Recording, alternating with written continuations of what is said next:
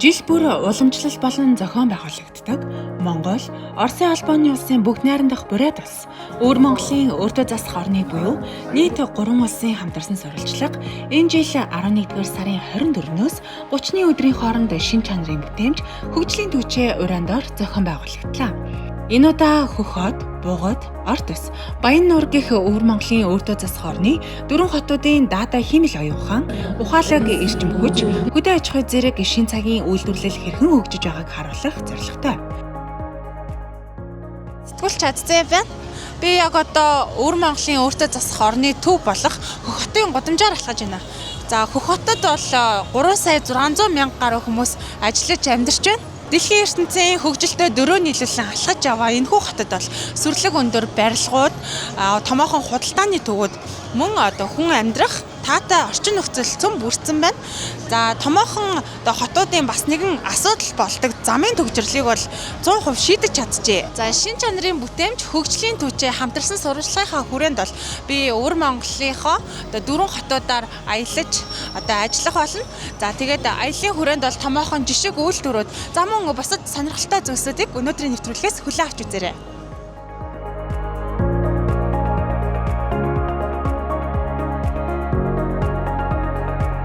Хотын гудамжаар жаахан зугаалж байгаад автобусанд суучихсан Өвөр Монголын радио телевиз рүү явж байна.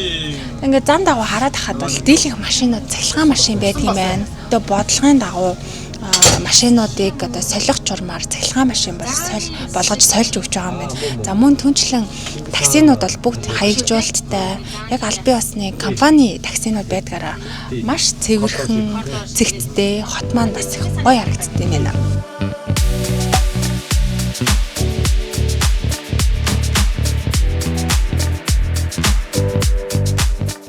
За үзэгчдээ одон телевизийнхаа үе даалгаар ороод ирсэн маш гоё орчин угтаж авч ийн юу вэ гэхлээр таазнасаа бол Монгол гэрийн тоонтой юм байна.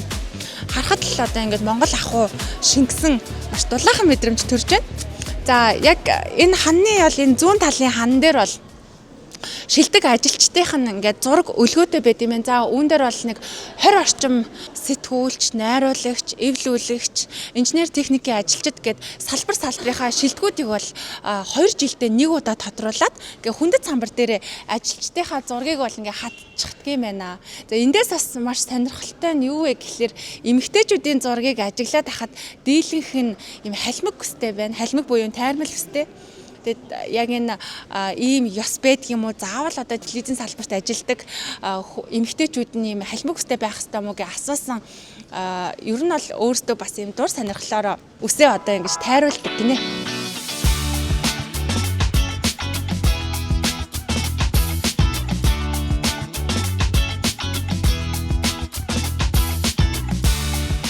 Телевиз бол одоо улсын цор ганц телевиз буюу 33 салбартай юм аа.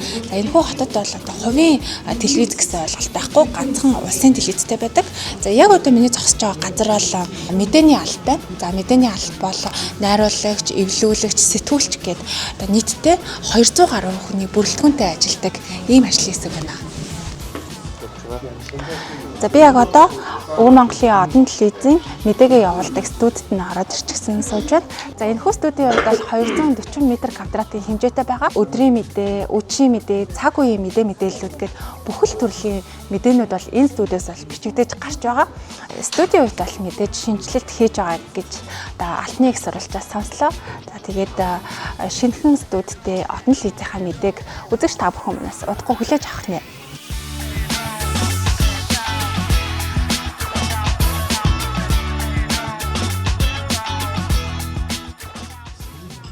За сайн байна уу? Оо сайн байна уу? Аззаа. За давалгаан байна. Уурахаа давалгаан. За. Давалгаан мэрнэ үү? Тий. За дуу оруулагч мэрэгжилтэй. Тий. Манай ахар бол авьяалагч гэж хэлдэг. Авьяалагч? Тий. Авьяал. Тий. Энэ ажлыг бол авьяалагч гэж манай ахар хэлдэг юм аа. Аха. За авьяалагч мэрэгжилтэй давалгаан залуу маань өнөөдөр ямар кинонд оруулж байна? За энэ бол одоо бүх нийт 26 бүлэгттэй ирээдүйн жүг гэсэн үргэлжилсэн телевиз жүжиг. Би бол одоо яг энэ Линчан гэсэн жалуухан дүрийг бол одоо авьяалж байна. Дуу оруулж яах гэж хэлдэг ч юм уу те. Надад зориулаад яг нэг багахан хэсэг Бакен жижиг хэсгийг бас дуу оруулаад өгөөч. Тэгье. За энэ хэсэг байна штэ. Үлдсэн бол яадаг юм бэ? Үлдсэн бол мэрэгэн үү? Үлдсэн бол урчлаад мэтчихнэ үү? Жүү дарга. Дээрх даргаас энэ хэргийг тосоод авчихсан шүү. Вэнхүү бүлгэлтэй холбоотой хүн урчлыг бүгдийг тууштай байж чана. Би ч гэсэн багтана. За ийм л төлөвтэй дээ. Үнэхээр танаар бол бахархах сэтгэл төрж байна. За баярлалаа. За амжилт хүсье. За танд ч гэсэн баярлалаа.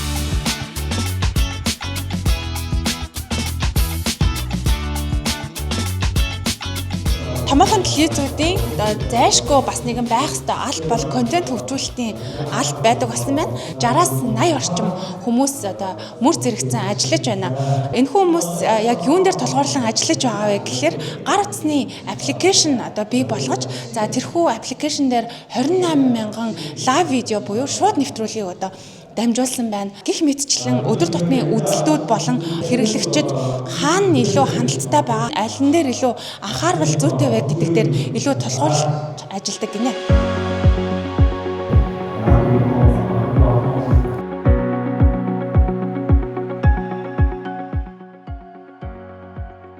Эфирийн хяналтын өрөөнд ороод ирчихсэн байна. Эфирийн инженерүүд, техникийн ажилчид бол энэ ажиллаа гэдэг сууж байна.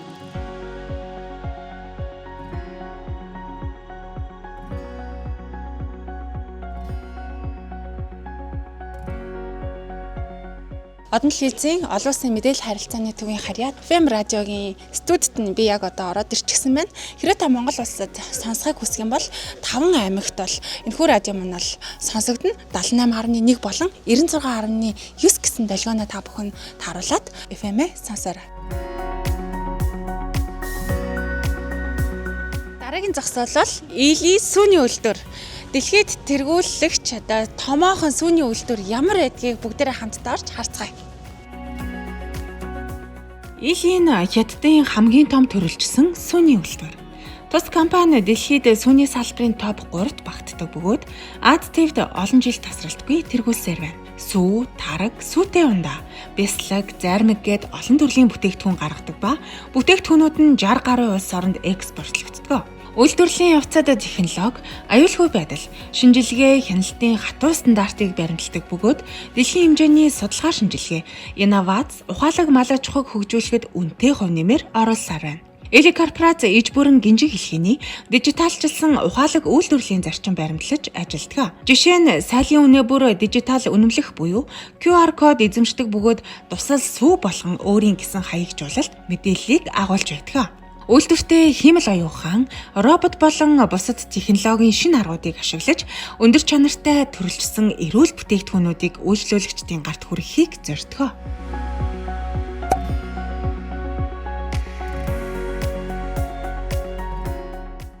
1956 оноос үйл ажиллагаагаа явуулж эхэлсэн. За хэдэн малчин айл нэгдэж хоршоол байгуулснаар яг энэ өнөөдрийн томоохон компани болох Эли сүүний үйлдвэрийн эхлэлийг тухайн цагуудад тавьж байжээ. За нэрнээс нь та бүхэндээ танилцуулах юм бол Эли гэдэг нэр нь өөрөө та, би, чи гэсэн 3 хүний нэр төлөөллийг за мөн ашиг гэсэн нэртэй холбож бид бүгдээрээ ашигтай байх юмаа гэсэн нэрнээс улбаатай юм гинэ. За үйлдвэрийн явцтай танилцахад бол хүний гар орсон за мөн автомат технологитой байна. Энэхүү компани нь зөвхөн сүү үйлдвэрлэлээ зогсохгүй 1000 гаруй төрлийн сүүсүн бүтээгдэхүүн, чихэр, зармиг гэх мэтлэн зүйлсийг бол үйлдвэрлэдэг. Яг миний гарт байгаа энэ юу гэж энэ бол чихэр үйлдвэрээс гардаг 1000 гаруй нэр төрлийн бүтээгдэхүүнүүдийн маань нэг нь гэсэн. Маш цэвэрхэн, тухтай, за мөн үүгээр жуулчдыг бас нэг татхад түлхэц болж өгдөг нь бол сүүний үйлдвэртэй танилцаад явж байх хугацаанд бол харагдлаа.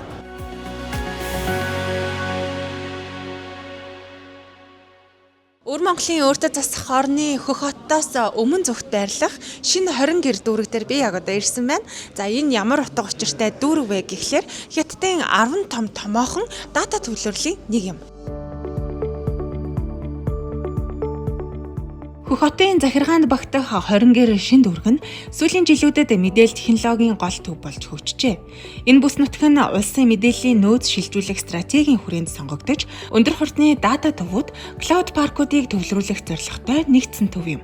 Та бидний сайн мэдэх Huawei, China Mobile, China Telecom зэрэг томоохон дата төвүүд байрлаж, эрчим хүч хөргөлт, сэрүүн уур амьсгалын давуу талыг ашиглан өндөр үзүүлэлттэйгээр үйл ажиллагаагаа явуулж байна. Өндөр технологийн дэд бүтэц, эрчим хүчний хэмнэлт сэргээгдэх их үүсвэртэй холболт нь 20 гэр шин дүүргийг зөвхөн өвөр Монголын өөртөө засах орон төдийгүй дэлхийн хэмжээний хамгийн том дата төв болохоор зорж байгаа. Бид дроныг зураг авах, бичлэг хийх, зэрэг хүчний байгууллагуудад ашигласаар байгаа.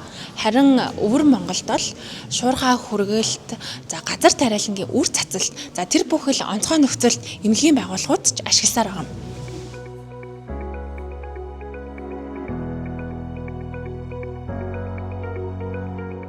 2016 онд өвөр Монголын өөртөө засах хооронд үүсгэн байгуулагдсан FA компани нь дрон үйлдвэрлэл хөгжүүлэлтийн салбарт шинээр өнгө төрхөө тодорхойлж байна. Өнөөгийн нийгэмд хамгийн хэрэг болох үед мал аж ахуй, хөдөө аж ахуйд зориулагдсан нисгэгчгүй төхөөрөмжүүд онцолж хөгжүүлдгээрээ бусдаас ялгарч чаддаг.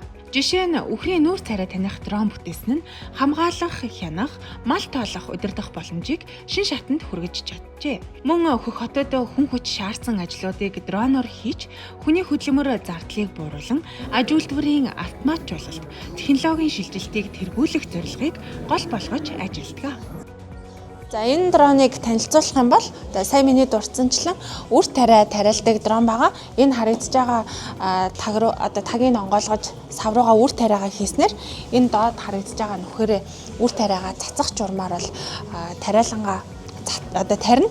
Энэ дроны хувьд ямар учиртай вэ гэхлээр тариалан би бол хамгаалагч гэдэг нэр өгчээ. Юу вэ гэхлээр энэ харагдаж байгаа таг руугаа химийнхаа бодисыг хийгээд энэ бодисоор бол тариалангийнхаа үр тариаг бол хортон шавьчудаас хамгаалах ийм зорилттой дрон байна.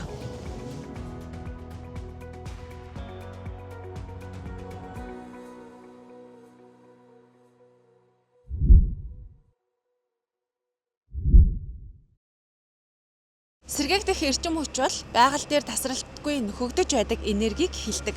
Бидний сайн мэддэг хамгийн ойрын жишээ бол салхин сэс. Тэгвэл би яг одоо өвөр Монголын өөртөө засах орны Бугад хотод байрлах Миньян салхин сэсний үйлдвэртэй танилцж байна. Уг үйлдвэрийн тухайд бол хятадаа хүчин чадлаараа нэгт ордог. Мөн голлох, тоног төхөөрөмжүүдийг цогцоор нь үйлдвэрлэдэг гэдгээрээ даваа талтай.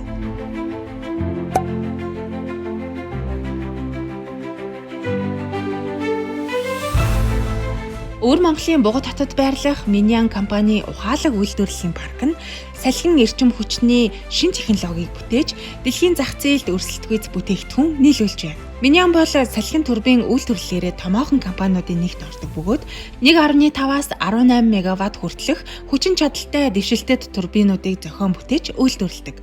Бугад хот дахь үйлдвэрлэлийн гол онцлог нь салхин турбины цамхаг, гол оромог, далавч зэрэг үндсэн бүх хэсгийг нэг дор өндөр наривчлалтай үйлдвэрлэдэгт оршдог.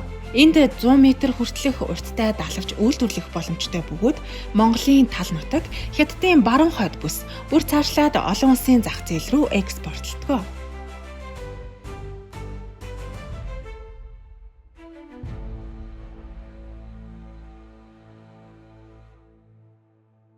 Бугад хот технологийн инновацийн тусламжтайгаар эрчим хүчний салбараа дэмжиж улс төрөгчийн эрчим хүч үйлдвэрлэх голлох шугамыг барьж ажиллаж байна. Үүний үндсэн дээр Бугад хотын дэд бүтцийн барилга байгууламж сайжирч, мөн аж үйлдвэрийн орчин нөхцөлч сайжирсаар байгаа.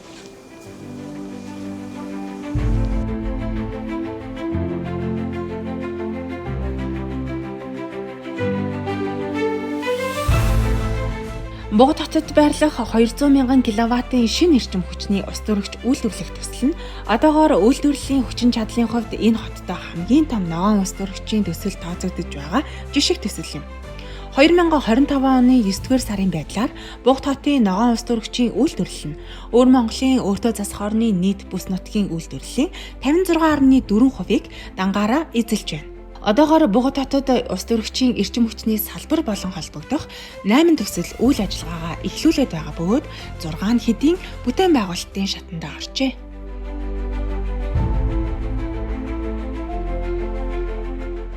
Ус төрөгчийн түлшний тээврээс бид бүхний сайн мэдэх хамгийн ойрын жишээ бол Nordbenz машин.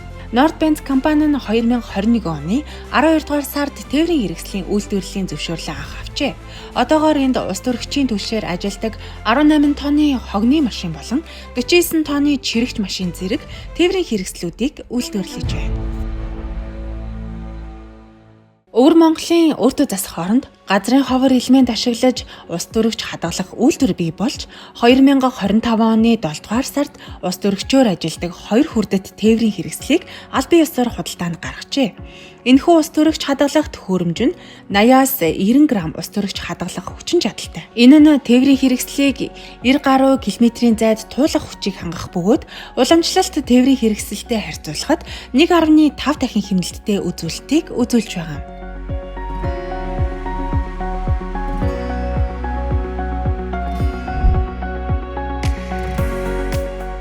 Энэ цагийн өндөр хөгжингүй орнуудын тоонд Өвөр Монголын өөртөө засах орон яалтчгүй багтана. Харин өндөр хөгжлийн цаана ногоон технологид суурилсан сэргээгдэх эрчим хүчний үйлдвэрүүд байдаг. Ордос хотын нүүрс төрөгчийн ялгаралгүй аж үйлдвэрийн паркийн бүтээн байгуулалтын ажлыг 2022 оны 3 дугаар сард анх эхлүүлжээ. Ерөнхий зохион байгуулалтын хувьд олон улсын стандартын дагуу эрчим хүчний системийг шинжилж сайжруулах, эрчим хүчний менежментийн платформтой болох, нүүрс төрөгчийн ялгаралгүй аж үйлдвэрийн гинжин хэлхийг хөгжүүлэх, инновацийн жишг паркийг байгуулах чиглэлээр ажиллаж байна. Хэддээ 10 тэрбум киловатт ногоон цахилгаан эрчим хүчний хэрэглээг хангаж хэдэн зуун сая тонн нүүрс төрөгчийн ялгарлыг бууруулж нүүрс төрөгчийн ялгаралгүй аж үйлдвэрийн жишг парк болгох зорилго тавин ажиллаж байна.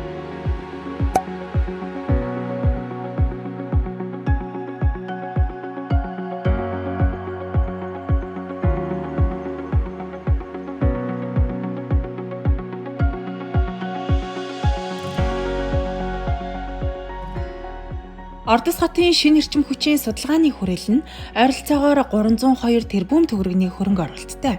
Ногоон ус төрөгчийн эрчим хүч, ухаалаг эрчим хүч, ухаалаг тээврийн хэрэгслийн чиглэлээр 26 лаборатори мөн шинэ эрчим хүчний туршилтын үйлчилгээний 3 платформ байгууламжтай. Энэхүү хүрээлэн нь Хятадын эрчим хүчний групптэй хамтран дэлхийн хэмжээний ногоон ус төрөгчийн экологийн инновац бүс болох ус төрөгчийн төв төслийг хэрэгжүүлж, ногоон ус төрөгчийн эрчим хүчний голлох тоног төхөөрөмжүүдийн судалгаа хөгжүүлэлтийн төвийг байгуулжээ.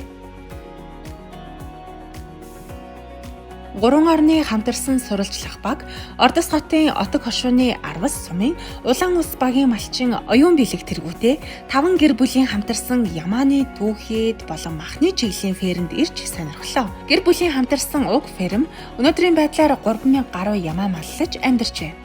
Ямааны ноолуурын ширхэг нарийн байх тусмаа үнд хүрдэгэ. Тэр ч утгаараа оюун бэлгийн гэр бүлийн хамтарсан хоршооллын бизнес Арвас Ямааны үйлдвэрийг бий болгож хамгийн амттай махтай, хамгийн нарийн ширхэгтэй ноолуурыг зах зээлд нийлүүлж байна. Энд байгаа ямаануудад бол би аз жаргалтай ямаанууд гэсэн нэр өгсөн байгаа. Яа тэгэхээр ямаанууд маань өөрсдийн гэсэн сарвчандаа байрлаж, дуу сонсож, бүр ямаа бүр өөрийн гэсэн күү артай гэж боддоо.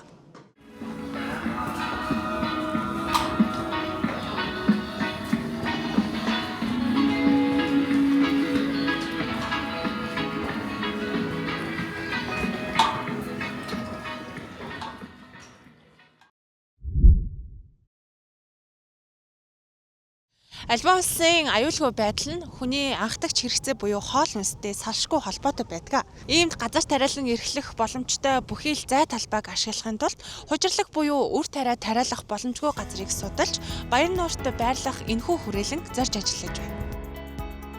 Өвөр Монголын өөртөө засах орны баруун хэсэгт 2544 км2 талбайтай 8 суурин, 1 тосхон, 1 тариалангийн талбай, 117 засаг захиргааны тосхон, 771 жижиг тосхон, 11 фермийн салбар талбайг хамардаг бүс нутаг байрладаг. Нийтдээ 170,000 орчим гектар тариалангийн талбайтай бөгөөд нэг хүнд дунджаар 0.8 орчим гектар тариан талбайн газар ногддог.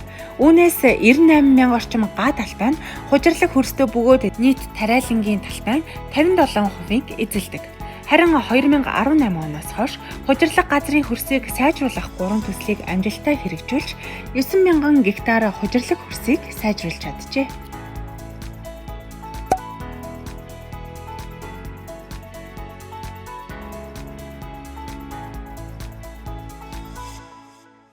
Та хар самрын дуртай юу? Анх бүгд найрамдах Хятад ард улсад 16 дугаар зуунаас хэрэглэлсээр ирсэн гэж төвчид судалдаг. Дэлхийн нийтийн хэрэглэгчдийн 50%-ийг нь Хятад ард улс дангаараа хариуцдаг бол дотоодын нийлүүлэлтийг өвөр Монгол 70%-ийг нь хариуцдаг гэсэн судалгаа байдаг. Наран цэцэг бол газар тариалангийн үн цэнтэй ургамал төдийгүй хүнс, тос, малын тэжээл, хөрсний эрүүл мэндийн чухал их усүр болтгоо. Тиймээс эдгээр бүх боломжийг шинжлэх ухаанд тулгуурлан хөгжүүлэхээр ажилладаг гол байгууллагуудын нэг нь Санрой наран цэцгийн институт. Эндхийн эрдэмтэд наран цэцгийн үрийн шин сорт, өндөр тослогтой генетик сайжруулалт, хуурайшилт тэсвэрлэх чадвар бүхий төрөл дээр судалгаа хийж, тариаланчдад бодит шийдэл хүргэдэг. Мөн хөрсний шим тэжээлийн баланс, услахааны оновчтой систем, ургац нэмэгдүүлэх агротехнологиг талбай дээр туршин нэвтрүүлдгээрээ онцлогоо. Компани гол зорилго нь зөвхөн наран цэцэг тариалах арга техникийг боловсронгуй болгохоос гадна бүс нутгийн тосны ургамлын үйлдвэрлэлийг шин шатанд гаргах, экосистемд ээлтэй, тогтвортой хөдөө аж ахуйн жишгийг бий болгоход чиглэж ажилладаг.